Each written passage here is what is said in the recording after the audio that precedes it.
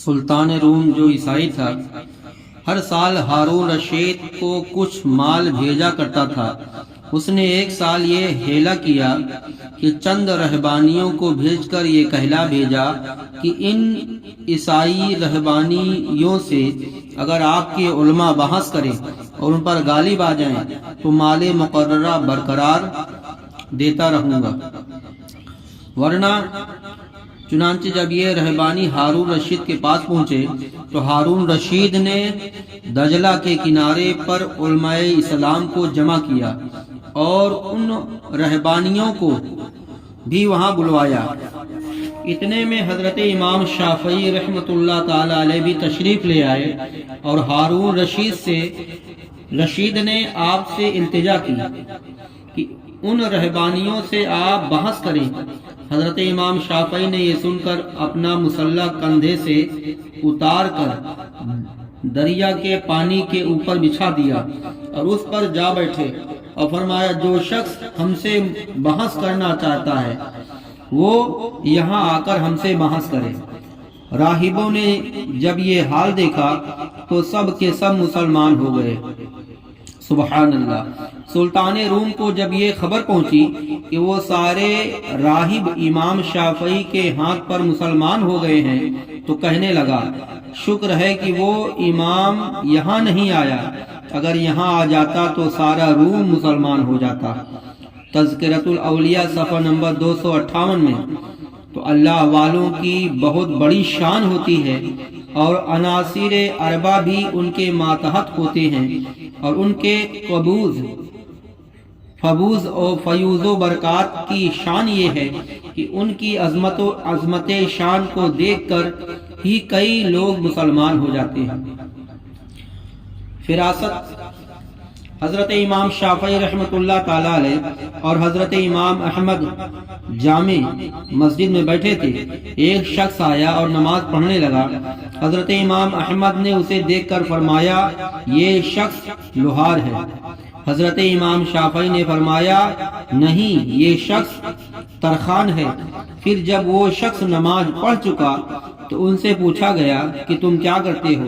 تو وہ بولا کہ میں پچھلے سال لوہے کا کام کرتا تھا اور آج کل لکڑی کا کام کرتا ہوں۔ تو اللہ والوں کے منہ سے جو بات نکلتی ہے وہ سچی ہوتی ہے۔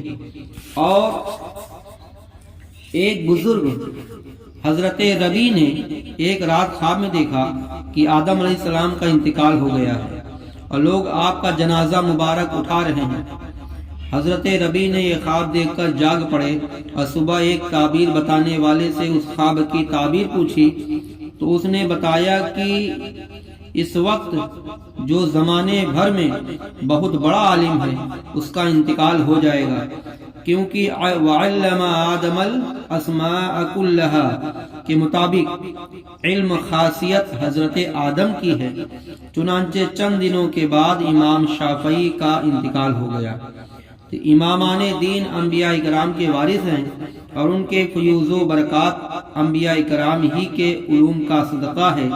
اور یہ بھی معلوم ہوا کہ امام شافعی رضی اللہ تعالی عنہ اپنے زمانے میں بہت بڑے عالم تھے۔ سبحان اللہ۔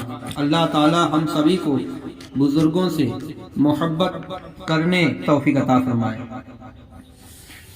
وہی امام شافعی ہیں کہ حضرت امام شافعی رضی اللہ تعالی فرماتے ہیں کہ بچپن میں میں نے حضور اکرم صلی اللہ تعالی علیہ وسلم کو خواب میں دیکھا تو میرے آقا صلی اللہ تعالی علیہ وسلم نے مجھ سے فرمایا، اے لڑکے تو کون ہے؟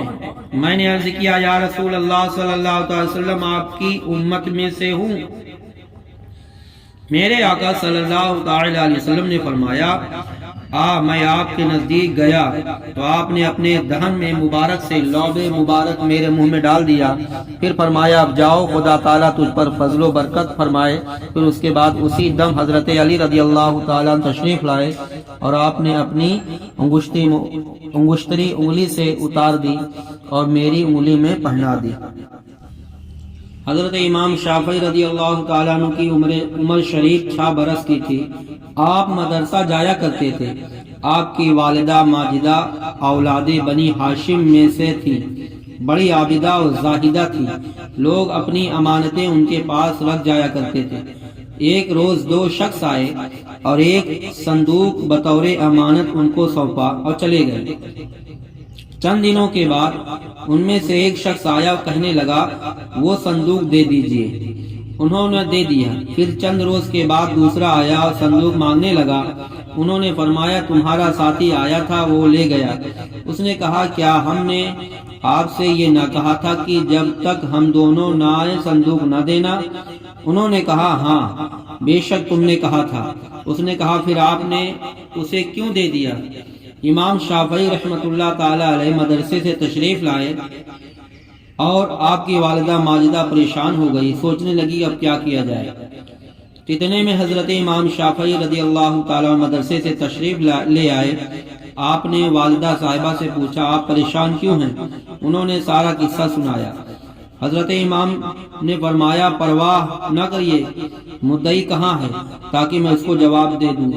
مدعی موجود ہے، موجود تھا، بولا میں ہوں۔ امام شافعی نے فرمایا تمہارا صندوق موجود ہے، اپنے ساتھی کو بلاؤ تاکہ صندوق تم دونوں کے حوالے کیا جائے۔ وہ شخص حیران ہوا اور لاجواب ہو کر واپس چلا گیا۔ تو حضرت امام شافعی رضی اللہ تعالیٰ بچپن ہی میں بڑے دانا اور علم و فضل کے مالک تھے، پھر بڑے ہو کر کیوں نہ آپ امام المسلمین کہلوائے۔ ایک رات ہارون رشید اور اس کی بیوی زبیدہ میں کچھ بحث و تکرار ہوئی۔ اتفاق زبیدہ کے منہ سے نکل گیا اے دوزخی۔ ہارون رشید نے یہ سن کر کہا اگر میں دوزخی ہوں تو تجھے طلاق۔ اسی وقت ایک دوسرے سے علیحدہ ہو گئے، لیکن چونکہ ہارون رشید کو زبیدہ سے بڑی محبت تھی اس لیے اس کی جدائی سے بہت بے چین ہوا اور جملہ علماء کرام فضلۂ اعظام کو جمع کر کے اس مسئلے کا فتویٰ چاہا، مگر کسی نے اس کا جواب نہ دیا۔ سب نے متفق ہو کر یہی کہا کہ اس بات کا خدا ہی کو علم ہے کہ ہارون رشید دوزخی ہے یا جنتی ہے۔ ایک لڑکا علماء کی جماعت سے نکلا، کھڑا ہو کر کہنے لگا اگر اجازت ہو تو میں جواب دوں۔ سب لوگ حیران رہ گئے کہ جب اتنے بڑے بڑے علماء کرام اس مسئلے کے جواب میں عاجز ہیں پھر یہ لڑکا کیا جواب دے گا۔ ہارون رشید نے اس لڑکے کو اپنے روبرو بلایا اور کہا تم ہی جواب دو۔ اس لڑکے نے کہا آپ کو میری ضرورت ہے یا مجھے آپ کی؟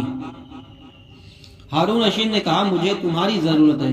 یہ سن کر اس لڑکے نے کہا پھر آپ تخت سے نیچے اتر آئیں اور مجھے تخت پر بیٹھ کر جواب دینے دیجئے، اس لیے کہ علماء کا رتبہ بلند تر ہے۔ ہارون رشید نے کہا بہت اچھا، اور تخت سے نیچے اتر آیا اور وہ لڑکا تخت پر بیٹھ گیا۔ تخت پر بیٹھ کر ہارون رشید سے مخاطب ہوا کہ پہلے آپ میرے ایک سوال کا جواب دیں، کیا آپ کبھی کسی گناہ سے باوجود اس کی قدرت رکھنے کے صرف خدا کے خوف سے باز بھی رہے؟ ہارون رشید نے کہا ہاں، خدا کی قسم میں باوجود قدرت رکھنے کے صرف خدا کے خوف کی وجہ سے گناہ کرنے سے باز رہا۔ یہ سن کر اس لڑکے نے کہا میں فتویٰ دیتا ہوں کہ آپ دوزخی نہیں بلکہ اہل بہشت میں سے ہیں۔ سارے علماء پکار اٹھے کس دلیل سے؟